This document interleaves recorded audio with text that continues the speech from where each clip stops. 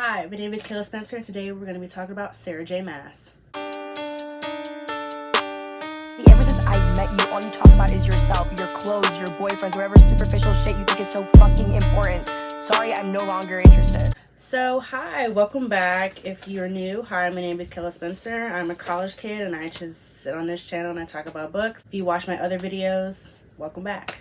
Today, I'll be talking about Sarah J. Maas. This is a new series I'll be doing on this channel called Author's Origin, where basically I will be talking about different authors, their early lives, how they got into writing, and where they're at today. Sarah Janet Maas, also known as Sarah J. Maas, was born March 5th, 1986 in New York City. She spent most of her childhood in the upper side of New York. She went to exhibitions and museums, and growing up, her favorite thing was opera and ballet. That was all I could find about her early life, so let's move on to her teen life. She attended Dalton High School in Dalton, Georgia. As a young girl there, she got into storytelling. She showed signs of storytelling talent. She would take fairy tale stories and incorporate them into her work, like we see with A Court of Thorns and Roses, Beauty and the Beast, and we see with Throne of Glass, Cinderella. She would tell her friends about these stories and they would listen to her, and she kept a notebook with her where she would write everything down, and this served for the basis for her books that we see today. Now, college life. After graduating from Dalton High School, she attended Hamilton College, where she graduated magna cum laude in 2008. She majored in creative writing and minored in religious studies. That same year, she moved to California with her fiance, now husband, Josh, and they both have one son together.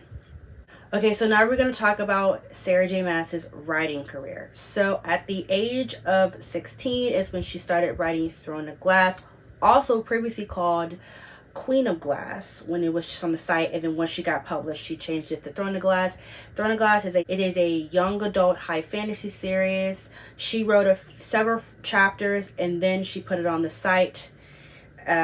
Being on the site for a few months, the book blew up. People were loving it. People were reading it. If you don't know, Throne of Glass is a Cinderella retelling. You see this a lot frequently in her stories with A Court of Thorns and Roses and etc., etc. So to just give you a little synopsis on the story, if you don't know what Throne of Glass is about, it's about a girl. Now, I'm going to butcher this name so much. Her name is... I'm going to put it on the screen, though. It's Kylina Sardorthrian. She is a teenage assassin and in a corrupt kingdom under the king of Alderaan.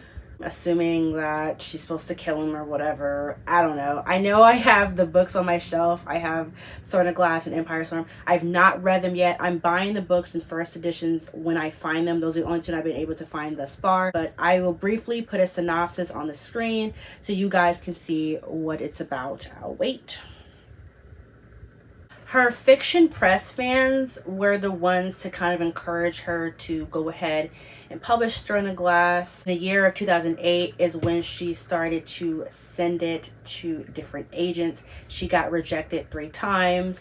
The reason was because the book was 240,000 words. And as you know, you can't send a 240,000 word book to a publishing agency. They're going to think you're insane. She kind of had to work on, she worked with an agent on condensing the book and, you know, only putting in important things. It was signed by Tamar Rosinski of the Laura Dow Literary Agency in 2009.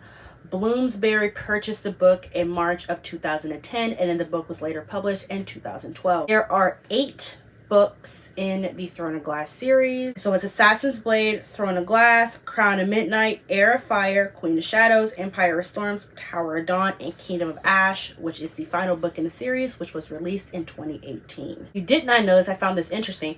Throne of Glass was actually opted to be a television show for Hulu, Disney, ABC domestic television. It was going to be called Queens of Shadows, which is the name of one of her books. It was going to be adapted by Kira Snyder and directed by Anna Forrester, but something happened and it was never made into a show, and so Sarah got back the rights in 2020. So this is pretty recent. In May of 2015, Sarah J. Maas released her second book series, A Court of Thorns and Roses, which is a new adult high fantasy retelling of Beauty and the Beast. Now, I have read A Court of Thorns and Roses. I am currently reading, it's right there, I'm currently reading A Court of Wings and Ruin. think I'm on page 400 or something. It's really good. If you haven't read A Court of Thorns and Roses, please read it. It is worth the hype. Book is about a girl named Feyre Archeron, a mortal who lives in the human world. She ends up going out hunting one day. She kills this beast. There's repercussions. This guy comes, he takes her away to his place in the Spring Court. She ends up figuring out that his name is Tamlin and he is a High Lord. They end up falling in love, and there's this curse put on his people. They're forced to wear these masks, and he's got to fall in love, and she ends up falling in love with him. Then she goes out of the mountain, and we got Amarantha, and yada yada.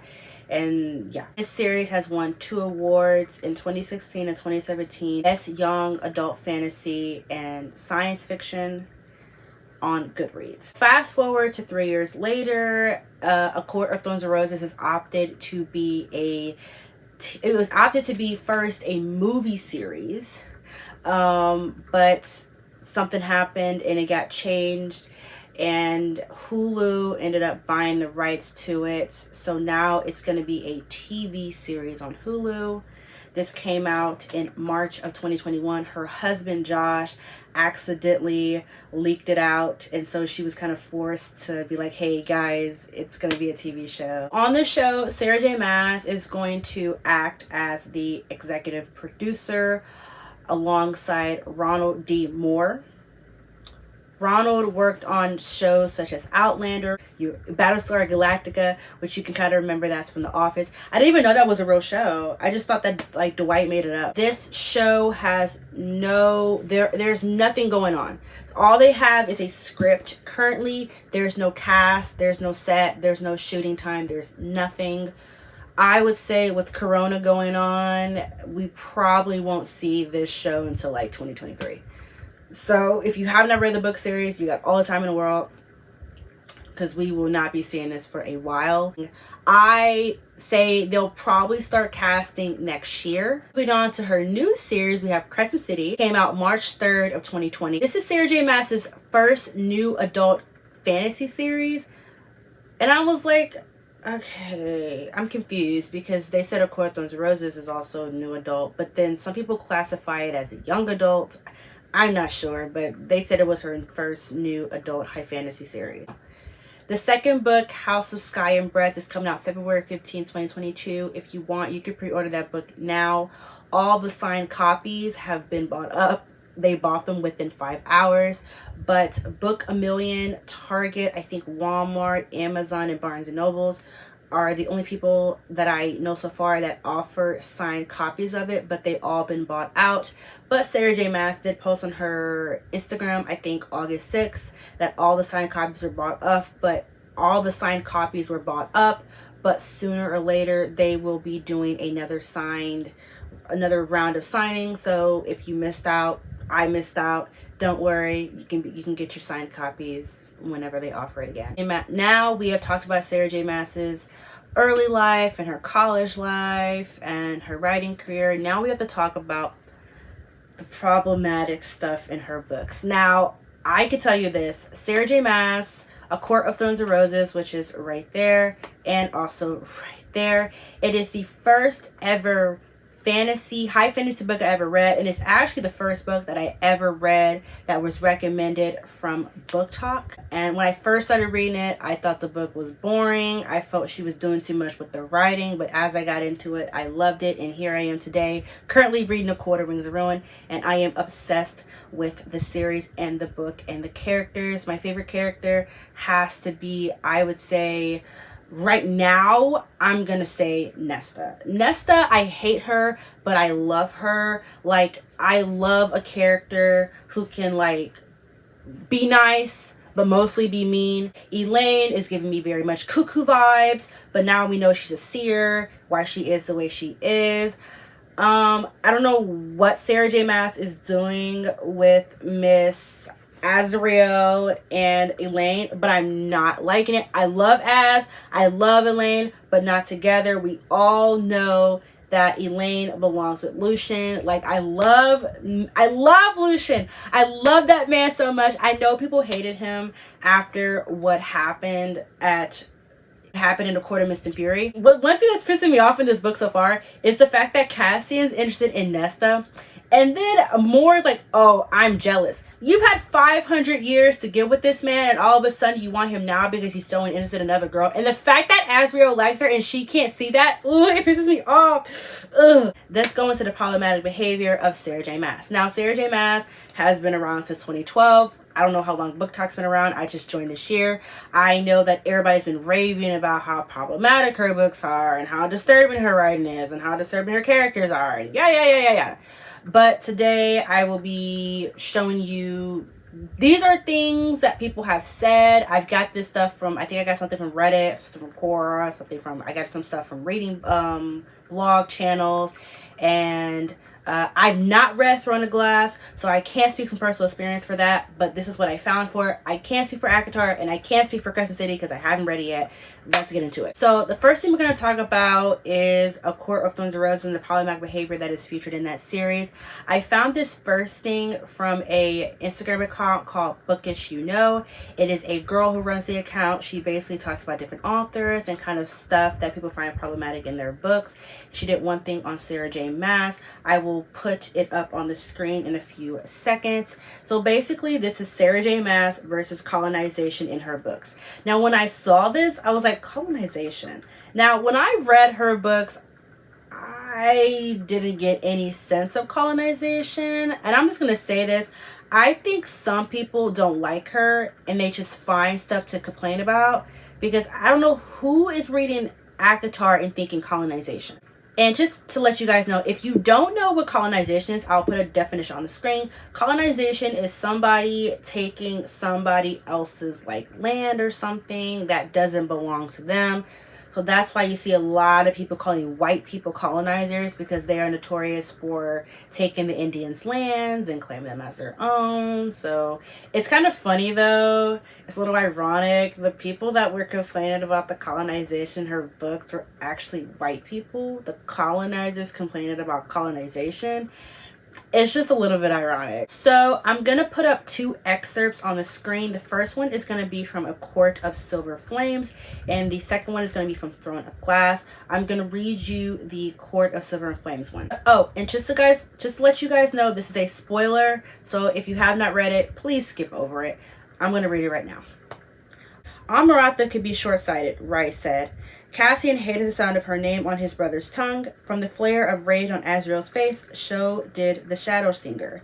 But you, Rhysand, are not, Omri nodded to the still rotating weapons. With these 3 blades, you can make yourself High King. The words clanged through the room. Cassian slowly blinked.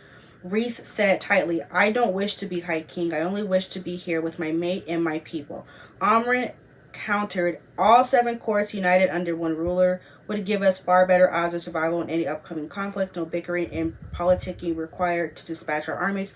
Mount continents like Burden would have no ability to threaten our plans by allying with our enemies. I'm going to read you the excerpt from Throne of Glass.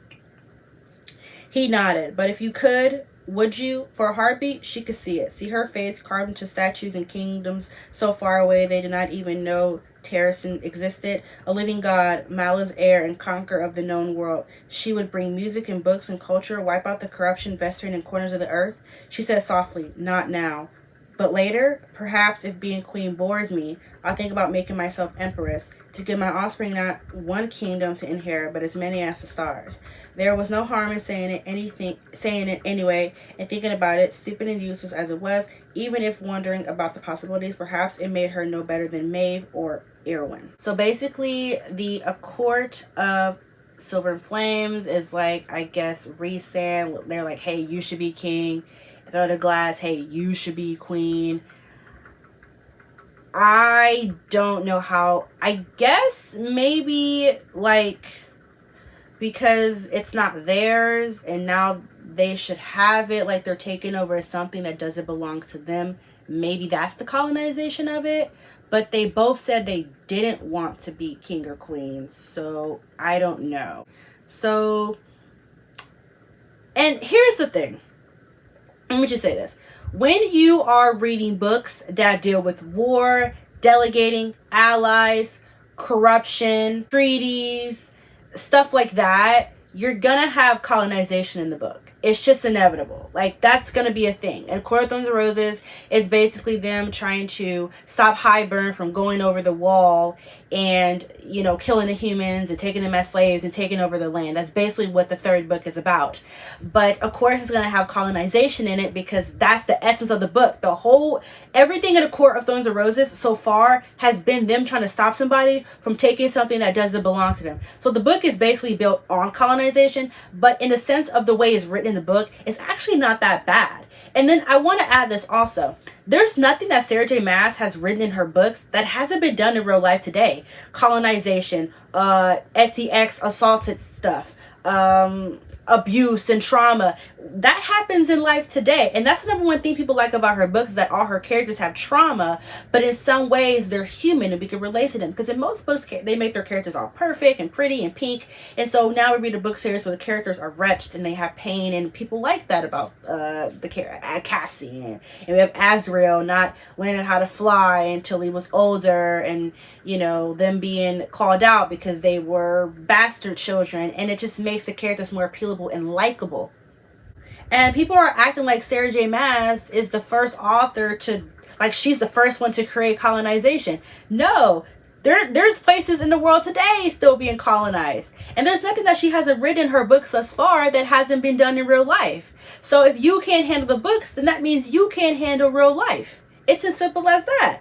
A lot of people are sensitive, and a lot of people don't like Sarah J. Maas, so they try to find things to complain about. But honestly, this isn't even a big deal, because I haven't heard anybody complain about this at all. I haven't heard anybody talk about this. So I don't know where this came from.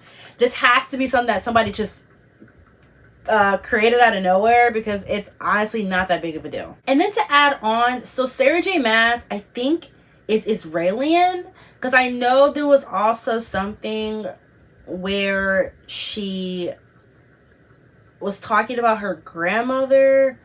I think Sarah J. Maas is Jew, and Jews are Israelis, if that makes any sense. But I think she's Israeli, and I know she came out and she was like talking about her grandmother, because you know that whole Palestine Israel thing was going on, and I guess she came out and talked about it.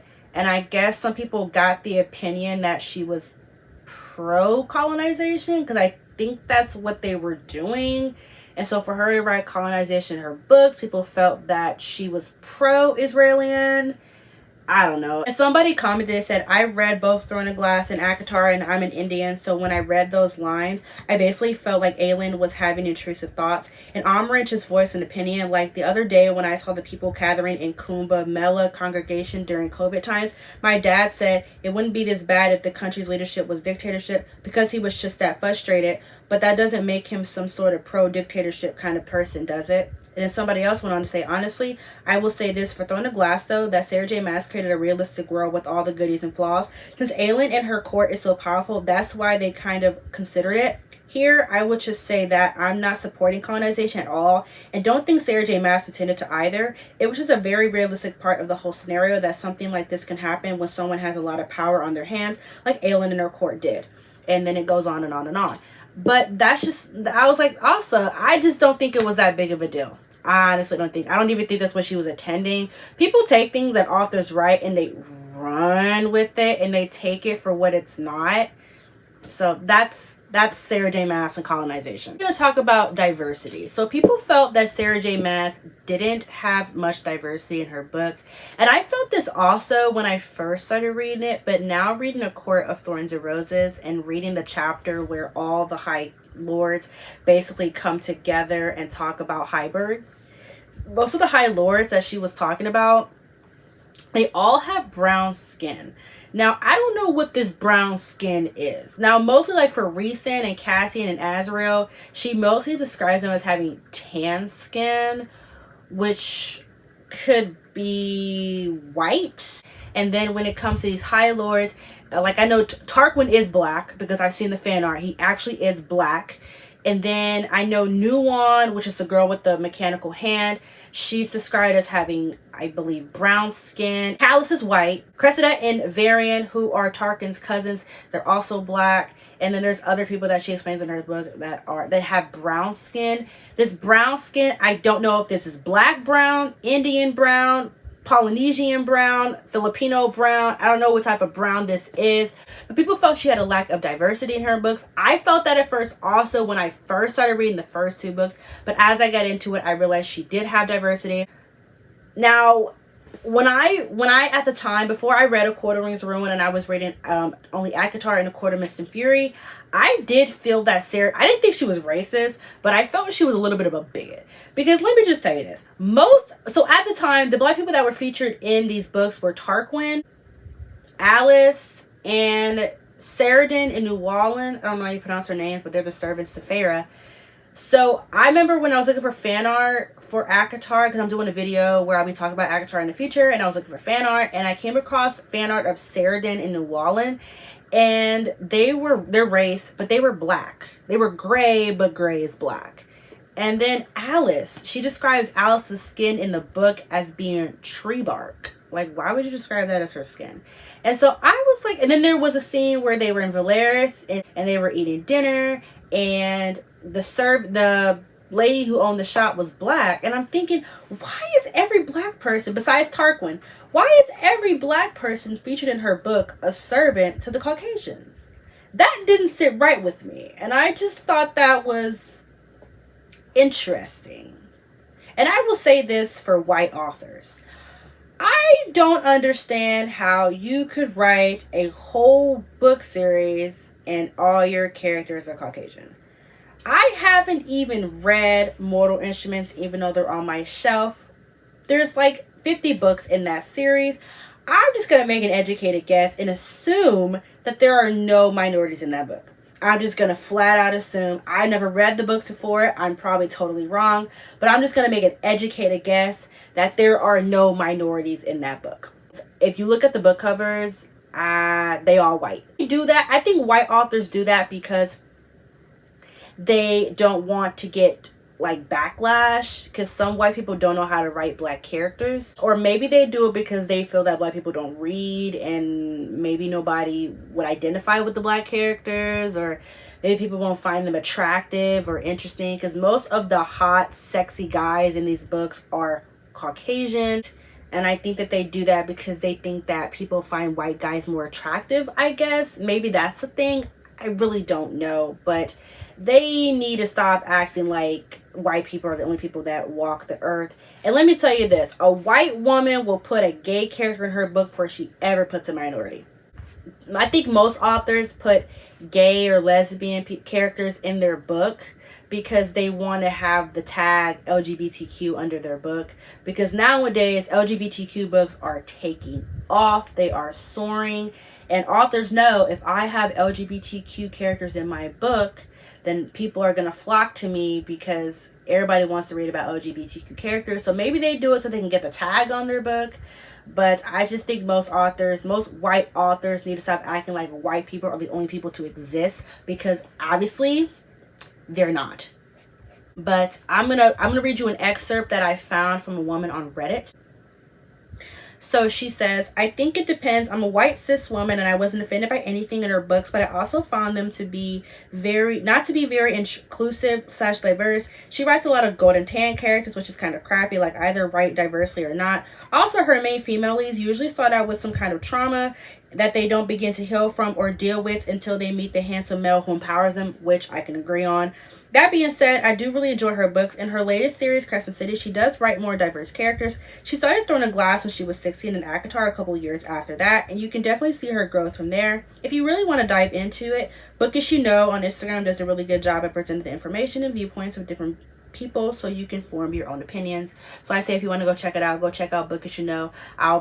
No, I won't. And then now we're going to go into another thing I found. So in the Throne of Glass books, Sarah J. Maas ended up posting a picture of one of her characters from her book as being Asian, and people felt that was weird because I guess if you read the book, she's perceived as anything but white.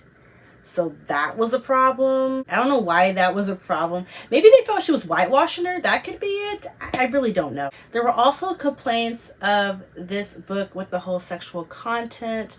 People felt that there were signs of relationships in the book that dealt with domestic abuse, and people felt in romantic relationships, and people felt that it wasn't handled properly.